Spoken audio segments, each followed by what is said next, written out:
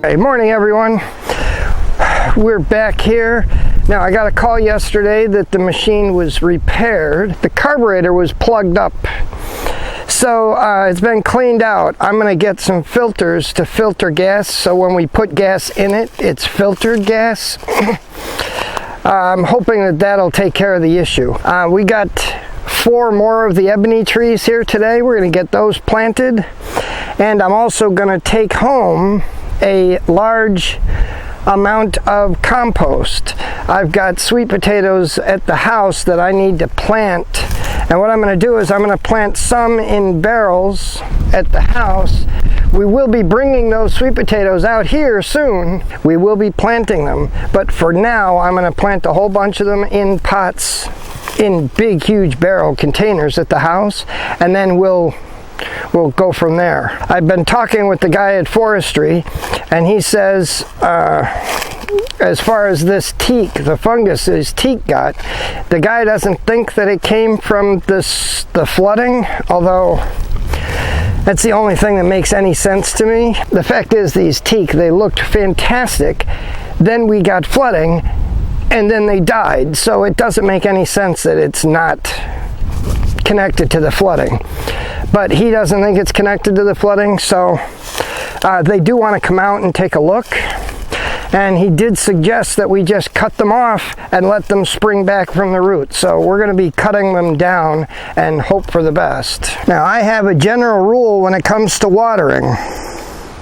I do not water anything until it shows physical signs of stress.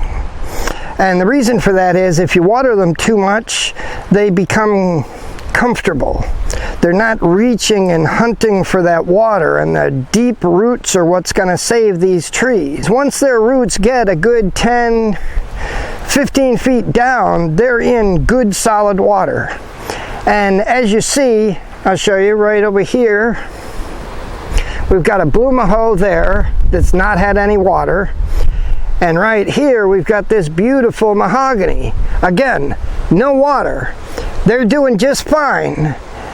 And this teak is in rough shape, so it needs some water. We may bring some mulch and get a better mulch layer on this, but it needs water to get better. So we're going to add a couple watering cans of water onto this thing. As soon as the roots dig deep enough, it'll be just fine. It has been very hot and very dry.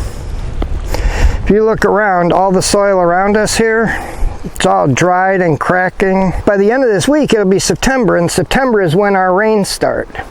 We can see the clouds starting to change, so I wouldn't be surprised if we start getting rain in the next 2 weeks.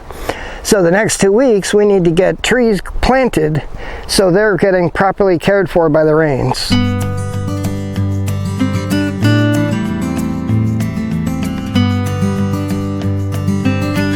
Now I'm back at the house, and I'm actually going to kill 2 birds with 1 stone.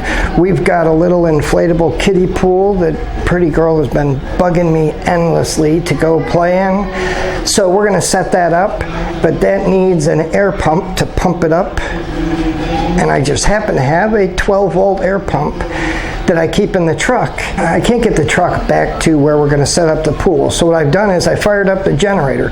The generator has been sitting for a very long time, and it is really not happy. I really should have run it more often. While it's running and it's burning off all the crap that's in the engine, we're going to connect the air pump too, and we're going to pump up the kiddie pool. We needed to get the generator running and give it a chance to blow out all the dust and the cobwebs and to get it in good shape. And it runs beautifully. So we're going to put, what I'm going to do is I'm probably going to put some fresh gas in it, put a little bit of gas stabilizer in it. It is going to be hurricane season soon. Might as well prepare for it now.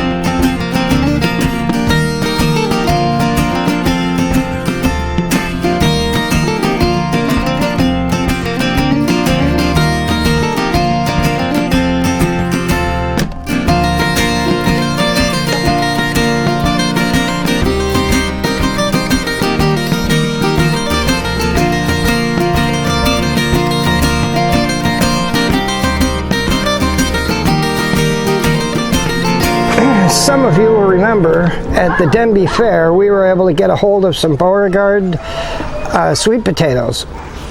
Now these are the really sweet potatoes. They're significantly smaller than what we normally get here in Jamaica, but the taste of the Beauregards compared to the others is just unbelievable. So what we're going to do today, while the kids are in the pool, we're going to be doing some work here in the backyard. We're going to take a bunch of these sweet potato slips. Now I just put these in these pots to let them come up. We're going to pull a bunch of slips off of these. We're going to plant them in containers here at the house. The rest of them we're going to take out to the land and we're going to plant them all over the food forests as well. And wouldn't you know it, the day we set up the pool, we get this. Now these right here are the other thing that we're going to grow the sweet potatoes in. Got that half barrel around back, then we're going to put them in this. To buy potting mix for containers of this size is just a little ridiculous and unnecessary. This is the chicken manure seaweed compost. Really good stuff. We're going to mix this with some peat moss, add a little perlite, and maybe some sand. I have a little bit of sand, so I'll put a little sand in, mix it all together, and bingo, we have our own high-powered potting mix. Here we have some sweet potatoes, and these are now long enough that we can transplant them. In fact, take a look at this one. This one's quite long enough. So what we're going to do, we're going to move some of this dirt away, and we're going to just reach in and break it loose and get as much root system as we can with it. Let's take a look at the root. Look at this. Alright, now it's not anything fancy, but it's enough. We're going to snap these leaves off, all of them, way up here. And we're just going to plant this very deep in that container. Okay. This will give buds all along. Right here you'll get some buds. You'll get roots coming out of all of these spots. So we're just going to stick these in the ground and leave just this much out of the pot. This whole thing will get put underneath the soil. In this big half barrel, I think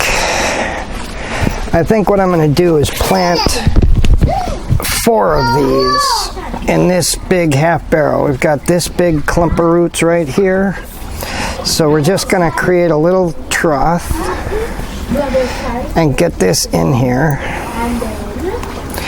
and get this whole thing underneath.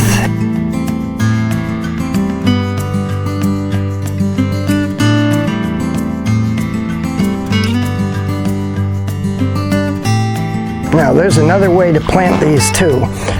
We took some slips out. What I'm going to do now, and what I probably should have done, I meant to, after I got started, I thought to myself, what I really should have done is just taken one of those really small sweet potatoes and put them in the pot and let it grow. Most of those pots have 2 sweet potatoes in them and we're pulling slips off of them. However, a couple of them have only 1 sweet potato. So we're going to take one of those pots that only had 1 sweet potato. We're going to plant that in one of those big pots and see what the difference is. We just planted 1 in here. As you see, we've already got, it looks like 3 slips coming up. There'll probably be a lot more. So, and interestingly enough, we've got some roots coming out the bottom of this pot already. So we're just going to take this entire thing and plant it in one of those big pots and kind of keep an eye on it and see how it does. I'm really hoping to get enough sweet potatoes from these 3 containers for Christmas dinner and to plant some more to get more to grow next year.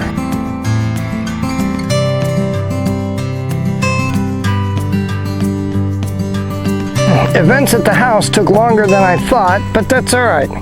What we're going to do right now is we're going to cut back these teak that are in real trouble.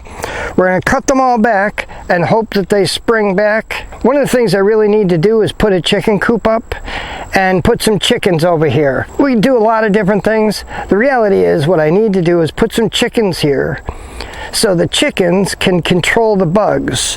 The dendrologist over at forestry believes that the problem we have with these teak had nothing to do with the flooding and have to do with ants. Now we do have ants over here. There is an ant issue. So it's possible, but it's still pretty unlikely.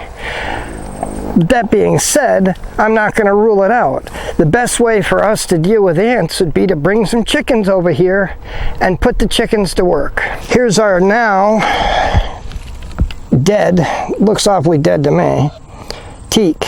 I was really hoping the dendrologists would come today, but we're not sure when they're going to be able to come, and this is an issue. We're just going to cut this off right here.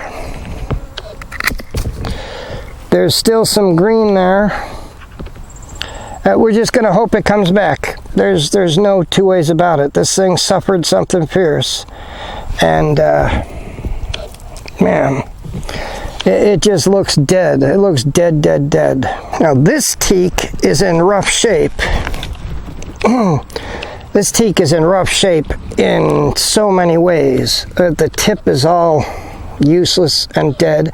These leaves are firm and they just don't look good. But take a look right down here. Here we've got a lot of growth coming up. So this one, and even here we've got new growth here.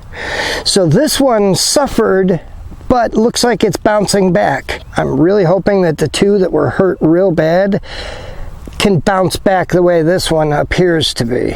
We showed you some of the bad ones, but look at this one. This is beautiful. And we've got good healthy growth on the top. It's perfect. This is the tree I watered this morning. Remember what it looked like this morning? Now look at it. Now I used 2 watering cans full of water, which is about 4 gallons of water.